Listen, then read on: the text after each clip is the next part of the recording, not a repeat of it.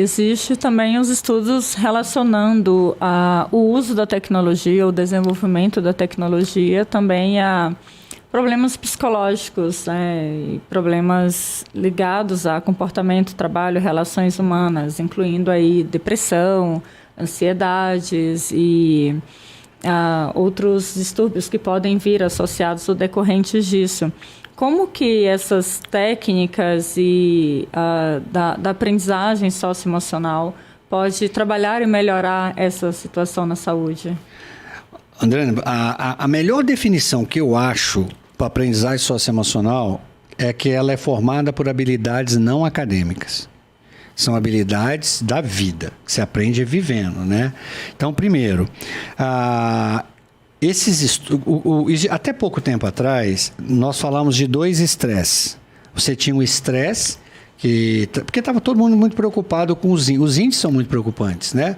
Você pega, por que a mulher, por exemplo, adoece 150% doenças relacionadas à mente do que o homem?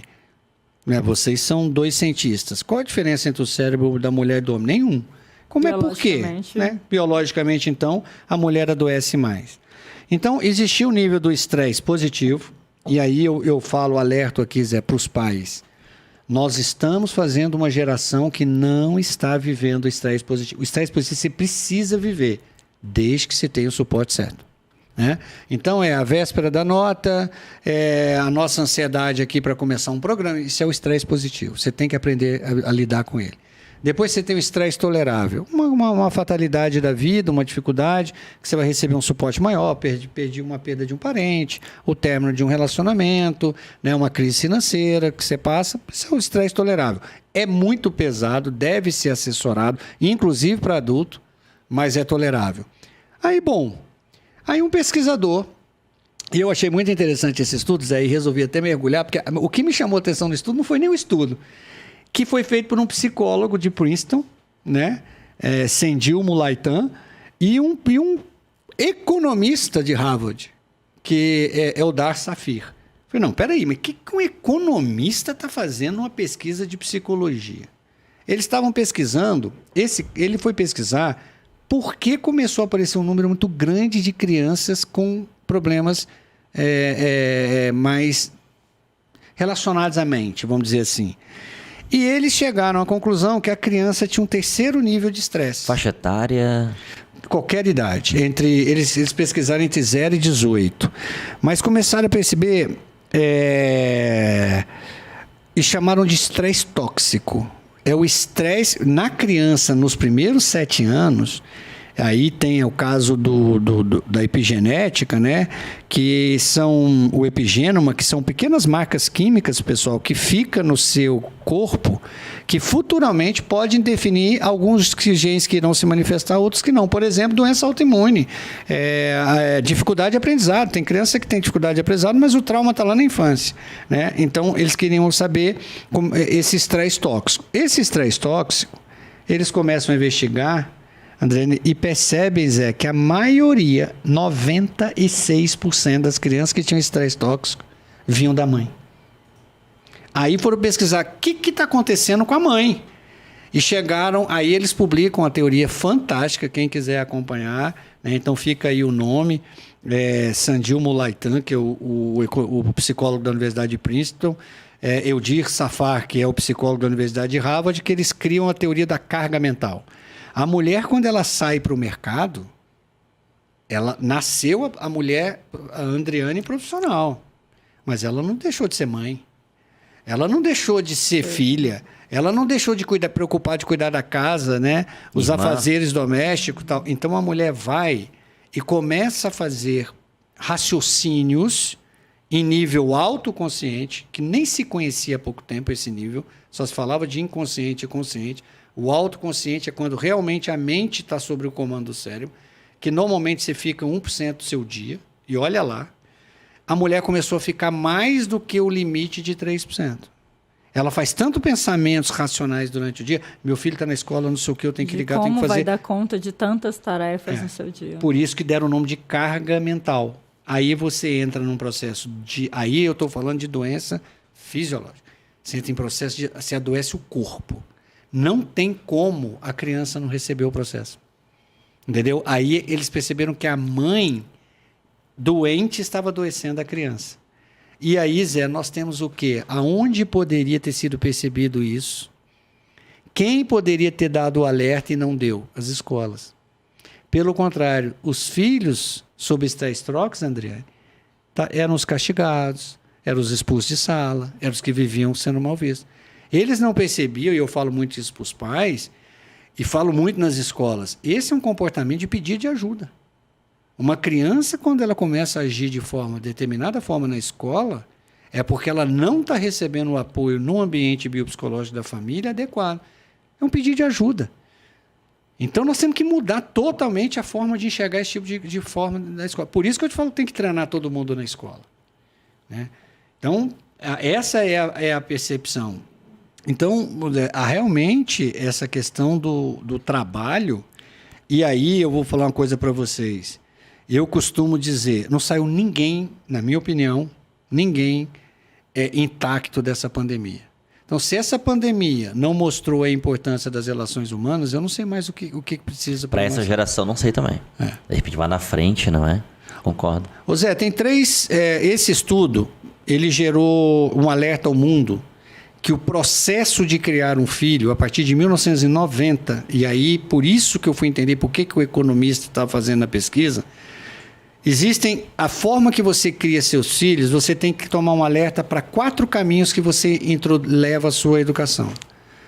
A superproteção, que induz uma criança emocionalmente fraca e nos momentos que agora vão ser muito mais desafiadores, de mudar de carreira, de enfrentar novas tecnologias, não tem a estrutura emocional para passar por isso. Segundo, excesso de cobrança. Estão cobrando o resultado de uma geração que não tem como dar.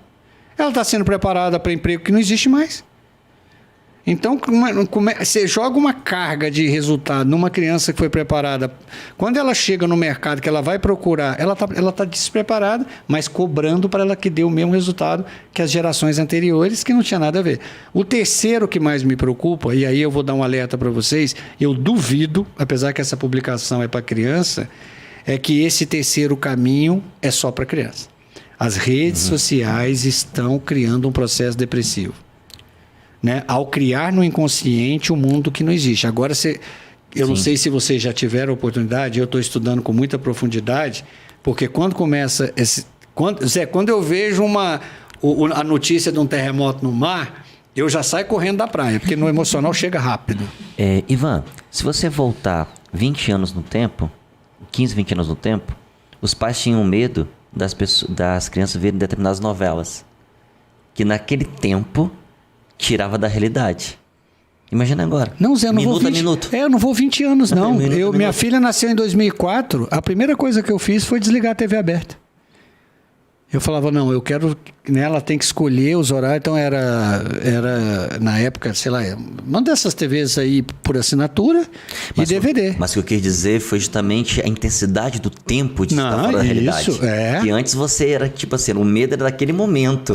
Agora o tá acesso à rede social não, tá Zé, vamos longe, não. O ambiente cognitivo é qualquer ambiente, é considerado tecnicamente qualquer ambiente que você possa ter uma experiência de vida.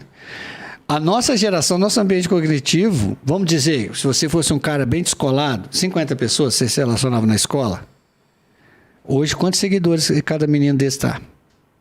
Eu não vou nem dizer quantos seguidores, ele está seguindo quantas pessoas. E que ele acha que é amigo, o que é pior. Que é pior não, mais do que amigos, né?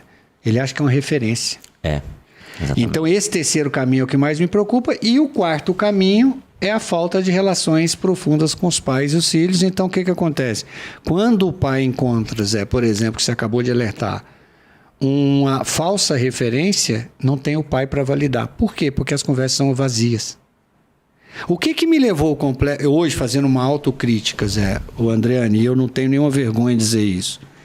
Quantas e quantas vezes eu cheguei em casa e estava com os meninos com meu celular escondido, olhando as mensagens do trabalho. Que conexão real existia?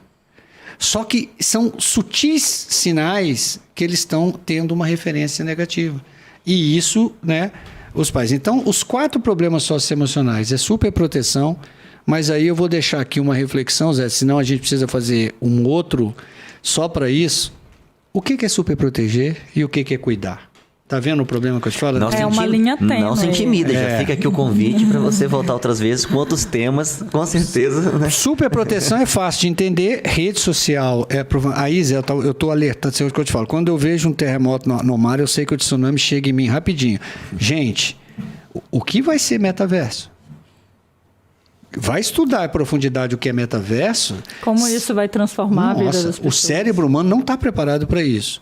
E a quarta, se nós estamos criando relações falsas em casa, que é o quarto caminho do processo de depressivo infantil, imagina, Zé, quando as crianças começarem a viver e acreditar nessa questão do metaverso. Então, assim, realmente, o que a ciência fala, Andreane? A ciência não tem resposta ainda, Zé, do impacto que o digital realmente pode... Mas já se sabe que o estrago é grande, tanto que a dependência digital já é reconhecida como uma doença pela Organização Mundial de Saúde. E mais, a dependência digital está classificada no mesmo nível do que a dependência química. Então você vê a dificuldade de ver. E esse universo todo, André, que eu falei para vocês, envolve aprendizagem socioemocional. Então ela trabalha 6 domínios. Então é muito amplo. Como eu falei para vocês, dá para eu passar para vocês aqui, né, uma noção do que é esse universo. Mas esse universo, cada domínio, são 6 domínios, é um universo, Zé. É muito isso. Foram 8 anos para eu conseguir entender esses 6 domínios, desenvolvê-los e integrá-los num processo lógico, sequencial, para que as pessoas consigam aplicar na vida. Não é uma coisa simples, né? De fato, não é simples. Bom, só estou acompanhando aqui alguns comentários no chat, ao vivo no YouTube. Pessoal parabenizando a fala, o tema e comentando também, né, sobre a dificuldade de focar, que você mencionou, sobre os perfis de temperamento. E também em relação à mãe, à mulher, né? Aquela sensação, percepção de que tudo que acontece com uma mãe, tudo acontece com uma mulher. E, de fato, isso cria muitas dificuldades e pode trazer mais estresse. Tem até um estudo publicado ano passado em uma revista americana, na área de neurobiologia, que fala sobre o estresse, ou melhor, a depressão induzida pelo estresse e como que isso tem afetado fatores genéticos, né? A área da epigenética que tanto tem se falado agora, e com um estudo bem embasado, na verdade foi uma revisão bibliográfica, e o estudo ele tenta mostrar um pouco desse mecanismo epigenético, como que reações a nível de química, metilação, acetilação de DNA e de histonas, pode alterar, silenciar e expressar genes relacionados a problemas como depressão, esquizofrenia, ansiedades e outras condições similares. E isso dá uma margem muito boa para se estudar técnicas que também possam reverter esse processo, inclusive as técnicas de aprendizagem socioemocional, e sair daquele nível farmacológico, né? Claro que esses estudos epigenéticos, a princípio, eles servem de uma base para desenvolvimento de fármacos que vão tratar melhor a depressão, né, relacionada ao estresse, mas também fornece uma base, eu acho que bem sólida para desenvolvimento dessas técnicas e melhor aplicação e efetividade dessas técnicas socioemocional. Então, eu queria só comentar que foi um estudo bem interessante, publicado ano passado em uma revista científica americana na área mesmo de neurobiologia e que casa bem com tudo que você tem falado aqui nessa tarde, início de noite, tá? Eu não sei se achei muito interessante o que a Andreane falou agora, essa correlação, né, do socioemocional e com relação à epigenética e saúde, né? Porque quando nós somos convidados, né, para o ensino médio, para a palestra, né, que eu conheci o Ivan, eu falei depois dele, né? Falei depois de você. E quando você apresentou a palestra, eu já estava com aquele pensamento, né, do People and Science, né, de levar o rigor, né, informação para as pessoas. Por exemplo, olha, o nosso público maioritário é da área da saúde, né, que está te assistindo e que vai assistir. Então, eu falei assim, ó, as pessoas da área da saúde têm que ouvir o Ivan. Antes de ouvir, eu estava formatado com uma outra lógica, né? Estava querendo vacina, não, esquece esse negócio. Isso vai ter outros momentos, já estão passando em tudo quanto é lugar, não é? Então, a questão é justamente que as pessoas da área da saúde, né, da TI, que estão ligados aos trabalhos da People and Science, das instituições, né, de ensino, precisavam ouvir, né, o que você tinha a dizer. É uma pena que a gente tem que definir um tempo, porque se deixar aqui o Ivan, eu, a Andriane, a gente vai 3 dias. Mas para deixar um pouquinho de gostinho, né, de quero mais, e com certeza o Ivan vai voltar aqui com outros temas, né, envolvendo a questão socioemocional. A gente vai até falar um pouquinho mais depois de Revolução 4.0. Né? Queria só, Ivan, antes de mais nada te agradecer, mas deixasse uma última mensagem para os pais, para os alunos. Eu tenho que pegar sempre a fala da Andriane, né? Com certeza, falar, né? Gente, se eu pudesse encerrar aí, eu falo para vocês o seguinte: existe um estudo muito profundo. A Universidade de Harvard tem um trabalho, é um centro de desenvolvimento infantil. Eles, quem deu todo o estudo sobre estresse. Então, se você, a partir da hora que você entende que emocional não tem a ver com o emoções, por incrível que pareça, emoções é uma questão fisiológica, é uma questão mais ligada para esses dois, é uma reação normal de defesa do corpo, é uma orquestra fisiológica para que você haja sem perder tempo. Você entende por que eu cheguei no estresse. Qualquer reação química que seu corpo tem para você se mexer, para você agir, né? Então, porque as emoções têm tudo a ver com ação. É o cérebro dando um comando para você agir. Ele vem de uma percepção de um estresse ou a percepção de um estímulo, quando as emoções são positivas. Quando é o estresse, as emoções são negativas. Acontece uma questão fisiológica. Então, o que eu falo para vocês? Primeiro, essa é uma publicação deste grupo do Centro de Desenvolvimento Infantil. Alerta para as crianças, mas que vale para os adultos. Para a criança, então, nem se fala.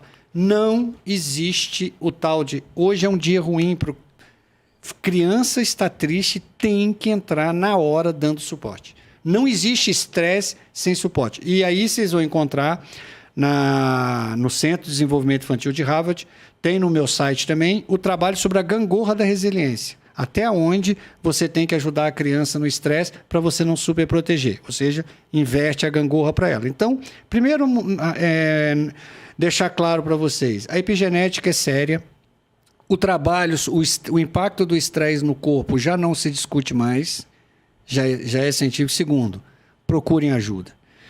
Existe uma ciência por trás do emocional chamada psicologia, né? Tem que acabar com esse preconceito do psiquiatra, né? A medicina que mais evoluiu, talvez, vocês me corrijam, mas uma das medicinas que mais evoluiu na última década, que eu tenho escutado, que é a psiquiatria, com, né, os fármacos que realmente... Então, às vezes você pode ter um problema de tristeza, uma forma de relacionar com isso, até pelo seu temperamento, você precisa de ajuda mesmo. De ter um acompanhamento médico, ter um acompanhamento de um psiquiatra. Então, gente, tem que acabar com essa vergonha que a gente tem das gerações anteriores à nossa, de que o homem não faz terapia, por exemplo. Que uma das discussões, Adriane, que tens, para encerrar, será que é 150% realmente as mulheres que adoecem? Ou nós não procuramos ajuda? As mulheres procuram mais ajuda e entram na estatística. Pode ser uma subnotificação. Tem um grupo americano de cientistas como acontece com outras questões envolvendo a mulher.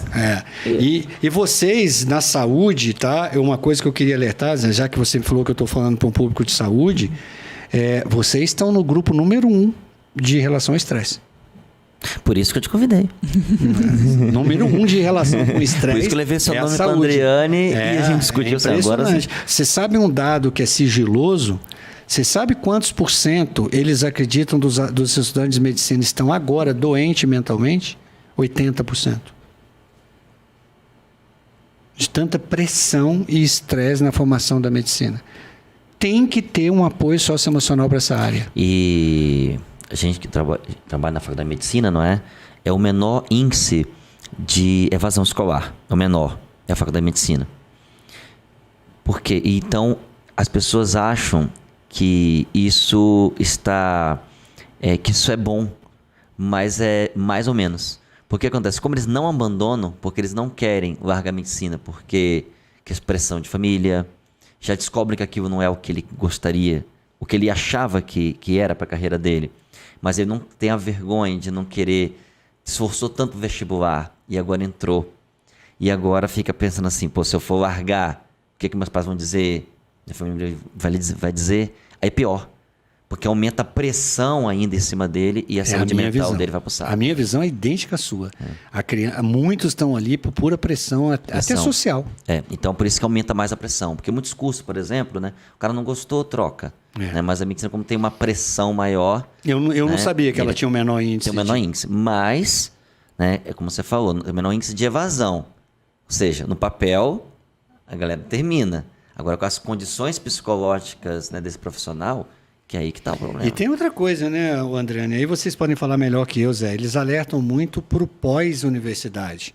Sim. Que é um trabalho, principalmente para o médico de hospital, é um trabalho que trabalha num nível de estresse muito elevado. Então, essa questão socioemocional, por isso que eu falei, nós podíamos sair do hospital, nós podíamos ir para qualquer área policial, por exemplo. Né? Nós podemos para as forças. Então, é isso, pessoal. Eu tenho muito aqui para falar, mas o que eu posso dizer para você, André, é que é o seguinte, não tem como desassociar a área médica da área emocional, ou nós estaríamos indo contra tudo que se está se dizendo sobre o socioemocional. O emocional, por incrível que pareça, não tem nada a ver com as emoções, ele é fisiológico. E a parte social é a parte que a gente imagina que é o nosso emocional. Então é isso, é o seu... você precisa entender você fisiologicamente. Eu tive que entender fisiologicamente como o cérebro funciona, Zé, para entender as reações que eu vou ter como social depois que meu temperamento fizer o trabalho dele. Então, essa é a lógica. Então, eu acho que Gardner foi um gênio quando ele teve coragem, porque foi coragem, de falar, nós não temos todas as respostas sem a medicina, sem a neurociência. Então, ele falou, precisamos da neurociência e da medicina para desenvolver a psicologia. É esse o desafio. Obrigado, Ivan. Fantástico, Ivan. Agradeço imensamente a sua presença aqui, compartilhando as suas ideias e experiências. Eu que fico muito feliz de lembrar do dia que eu estava com o Zé, quando ele falou desse nosso bate-papo, e eu fiquei muito mexido, Zé, e reforço para vocês o elogio, sem nenhum nível de demagogia, André. A sociedade precisa de iniciativa de pessoas como vocês, de traduzir a linguagem acadêmica para nós, pais. A luta vai ser grande, mas a gente é persistente.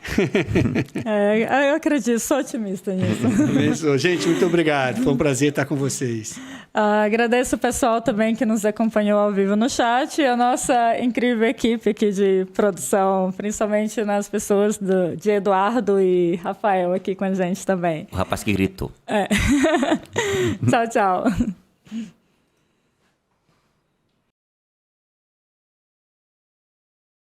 Nos acompanhou ao vivo no